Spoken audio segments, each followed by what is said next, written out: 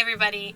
We wanted to share with you all of the places that we've ever stayed in our travels throughout America, or when we're staying local for a long period of time. There's a lot of different places you can stay overnight, and we wanted to share with you. So the first rule of thumb, and this applies for when you're traveling too, is to never stay in one place 2 nights in a row unless you're allowed to stay or you have permission or it's a campground or something like that. It's the 2-day rule that we came up with. The one time we did do it 2 days is when we were told to leave. So, yeah. After that, we have not done that, and we've done well. Yeah. We've never had any trouble. We haven't had any trouble. The first thing is probably what everyone knows is Walmart. There's free parking all over the country. You do have to check on their website. We'll leave a link in our description that there are certain Walmarts that don't allow overnight parking for RVs. Now, and trucks a lot of times. And trucks and campers. As a van that looks like a family van, we've been able to stealthily park overnight without any trouble. Nobody was upset. Keep it private. So if it's private and stealthy, you can get away with it as a van. As an RV, not so sure. So next thing is a lot of 24-hour restaurants. Denny's, 24-hour McDonald's, Steak and Shake, IHOP, Waffle House, and then Cracker Barrel, which is not 24 hours, but they a lot of times do have RV parking, or they'll let you park in their parking lot overnight. It's nice to ask if you're not sure.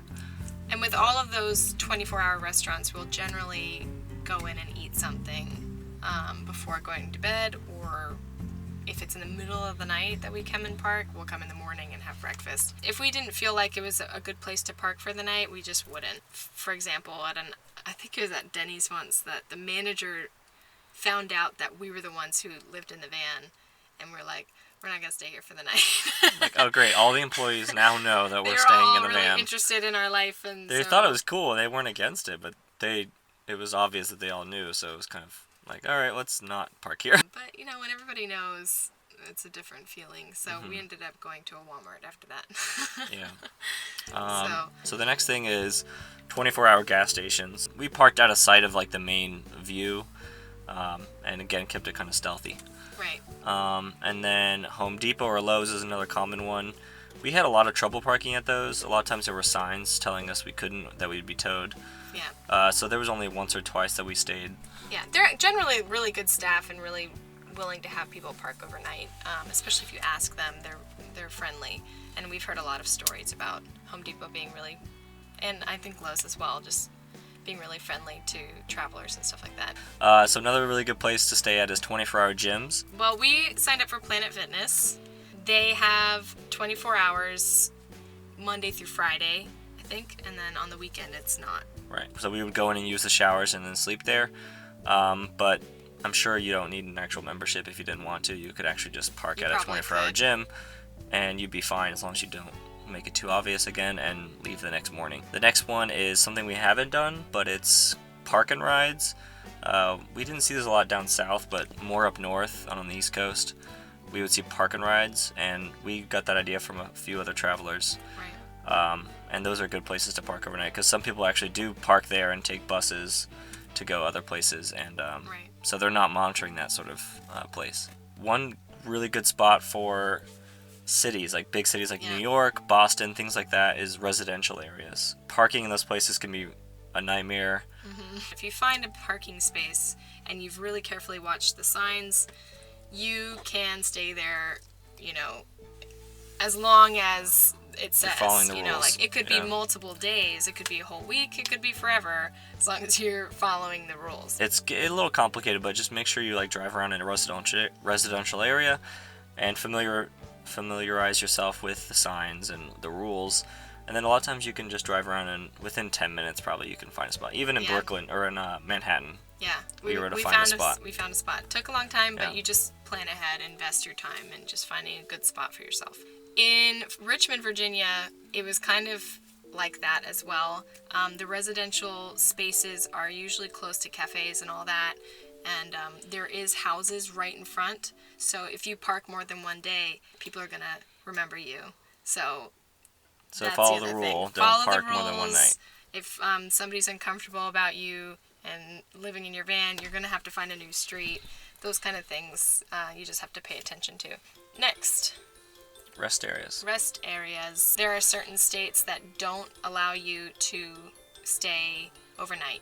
Certain restaurants. And if they do, sometimes there's certain rules about it, like one night only, very strict. So I'll leave a link in the description. We did stay at rest stops once or twice, yeah. A few times, yeah. But yeah, it just gets a little bit difficult to figure out, so you have to research ahead of time. So dispersed camping, I kind of have brought it up in some of our travel vlog videos. Dispersed camping or boondocking is allowed in national parks and public lands, or national forests rather. There's no real list of where you can stay on the lands. It's pretty much anywhere unless it's marked otherwise. So we would park at trailheads, we would find wildlife management areas, all these different public lands, and just kind of drive around, find a nice little spot and park.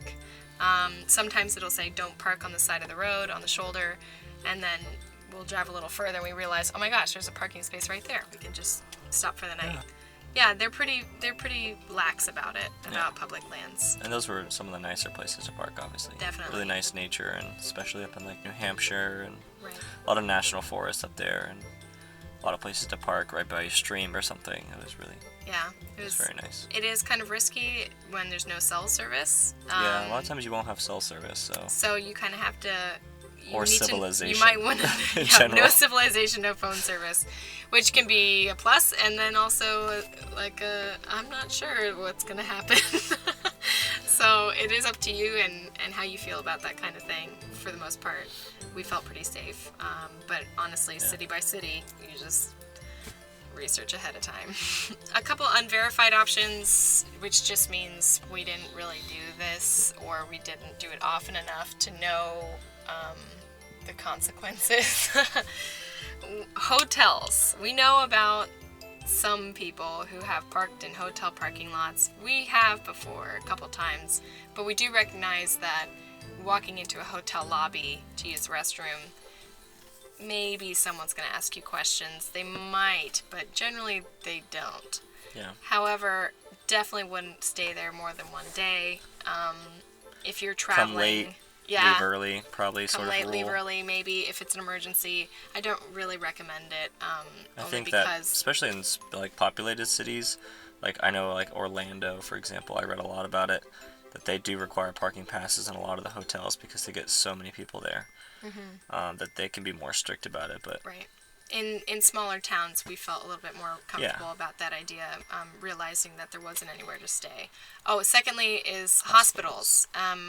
I do know that you can park in a hospital parking lot without much worry. I would look into that more. We couldn't tell you. We can't really tell you because we haven't done it ourselves, but we have heard about it. So. But yeah. Yeah. So that's about all of them. Yeah. So if you guys have any other really cool options that you've experienced or heard about, feel free to share on our comments. And that's it. Thank you for watching. Hope you enjoyed it, and happy trails. Yes.